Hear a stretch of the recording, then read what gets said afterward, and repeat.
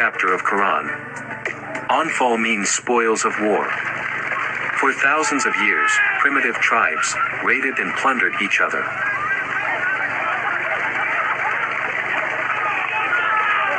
The more savage societies also looted the wives and children of the vanquished.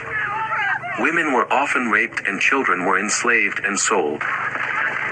During Prophet Muhammad's era, the Arab Bedouin people did plenty of raiding and looting to each other. That was their way of life. For months during the year they abstained from fighting, when war was regarded as sacrilege. These were called sacred months, which are Muharram, Zulhijjah, Zulqa'dah, and Rajab. You can find a mention of them in the Quran Surah At-Tawbah, verse 5. Outside these months they were free to raid and loot one another. There was no central power to punish the aggressors. When Prophet Muhammad migrated to Medina, his followers who migrated with him were mostly slaves and disaffected youths. They were destitute. The Prophet continued the tradition of the Bedouins and told them, "Steal the infidels for your sustenance."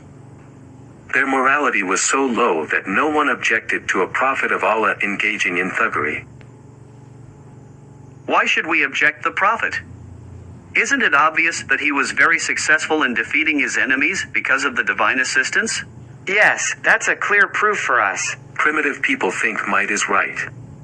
You can often find this kind of primitive thinking in children.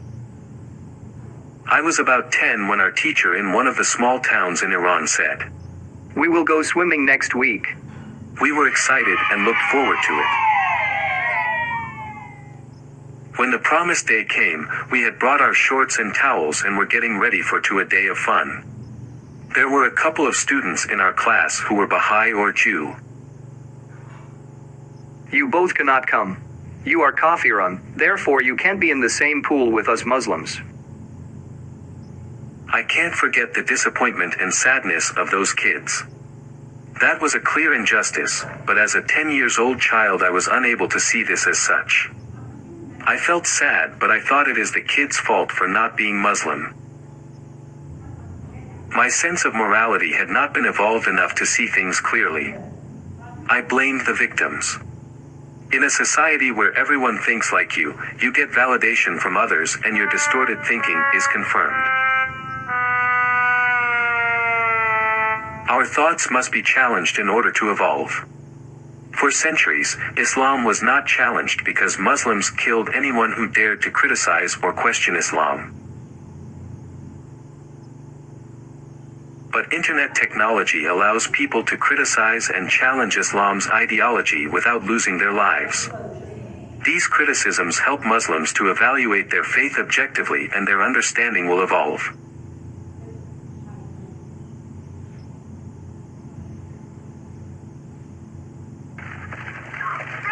When Muhammad raided the caravans and the villages of the Arabs, massacred unarmed populations and plundered their belonging, enslaved their women and children, not only his followers, but also other Arabs did not see this as something utterly evil. The more he succeeded in his raids or ghazwa, as he called them, the more popular he became. His foes joined him because he was becoming powerful. If we don't join him, he will attack us. Yeah, he is too strong now. Tabari says Khalid ibn Walid and Amr ibn al-Ash were enemies of Islam and fought against Muslims.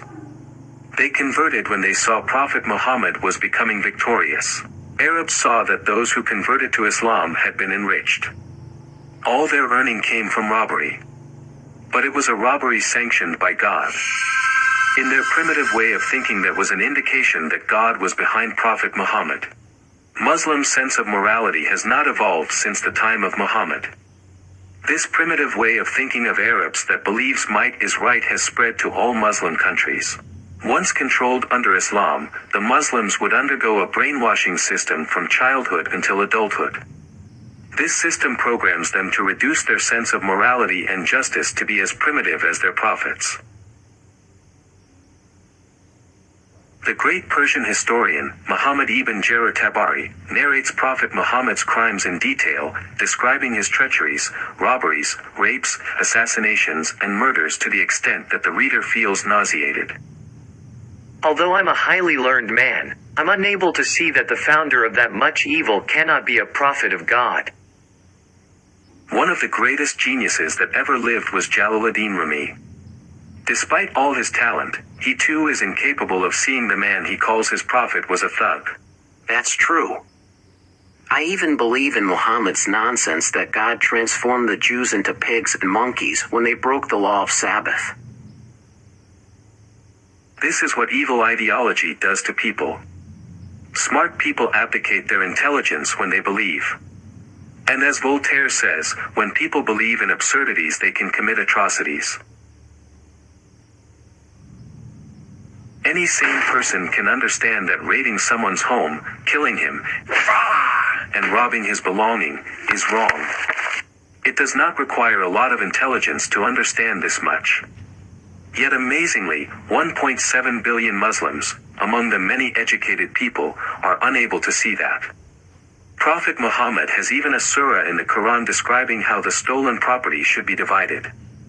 Surah Al-Anfal was written after the Badr robbery. It starts by saying, "They ask you, O Muhammad, about the spoils of war.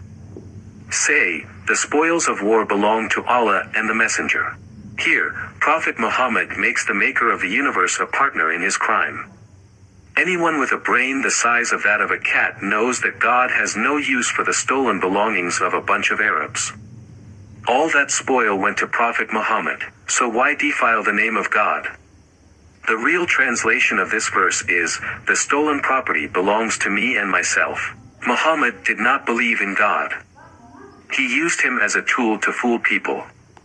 If he really believed in God, he would not have dared to attribute so many lies to him. Sahih Bukhari, Volume 4, page 108, Hadith number 88. Narrated Ibn Umar that the Prophet said, "My livelihood is under the shade of my spear, and he who disobeys my orders will be humiliated by paying jizya." The virtue of the spear has been mentioned in this hadith, and we have been informed that the livelihood and provision of the Prophet lies in the spear to gain more booty. This is why the muhaddithin or hadith collector has stated that The best earning is that of war booty. It is clearly proven by this hadith that booty has been made permissible for the Muslim Ummah. the hadith sums up the morality of Muslims. It say Muhammad earned his livelihood through robbery. As the result, Muslim scholars and muhaddithins have concluded, Booty is permissible and the best earning is the one that comes from robbery. Yes, but nowadays, the obligation of jihad has been forgotten, and we cannot earn our livelihood anymore by plundering and forcing the non-Muslims to pay jizya. The irony is that in Islam, theft is prohibited, and the punishment of the thief is chopping his hand for the first offense, and then amputation of other limbs for subsequent offenses. But that is when the thief steals from a Muslim. When the victim is a non-Muslim, there is no punishment. Such thefts are regulated and encouraged. In the raid at Wadi al-Qura, right after the raid of Khaybar, a stray arrow killed a slave of Prophet Muhammad. Muslims gathered around him and congratulated him for attaining the paradise. Good luck to him. He will go to the garden. But the Prophet said, Certainly not. His cloak is even burning on him in hell now. He had stolen the cloak he was wearing from the spoils of the Muslims. When the people heard that, a man brought 2 sandal straps to the Messenger of Allah and said, Rasulullah, I had no shoes, so I took this pair of sandal from the man I killed. You will be burned in hell for stealing those sandals. Whatever is taken as spoil must be put in a pool and divided as Allah has ordained. 1/5 belongs to Allah and His Messenger, or me and myself, and the rest shall be divided among the raiders. The one with a horse gets 3 shares, the one on foot gets 1 share. Do you see the irony? The Muslims attacked infidels and gathered the spoils to distribute among Muslims. These 2 Muslims will go to hell because they stole a cloak and a pair of sandals from the spoils, but the spoil itself is lawful and the best way of earning a living. Even though Prophet Muhammad prohibited Muslims stealing from the spoils before he got his lion's share, he openly stole from his followers. Right after Khaybar was conquered, Prophet Muhammad set his eyes on the Jewish city of Fadak, which was the most fertile land in Arabia. The population of Fadak, assessing their prospect, decided to surrender. They sent a delegation to Muhammad while he was still in Khaybar, telling him that, "We will abandon our town in exchange for our lives." Okay, but I will allow you to stay if you give me 50% of what you produce to me. I accept your offer. Fadak is my personal property because Muslims did not fight there. the reason these Jews surrendered was obviously because of Prophet Muhammad's army. Without that army, would they have surrendered to one man? He took 20% of every plunder, without ever fighting personally or putting his life in danger.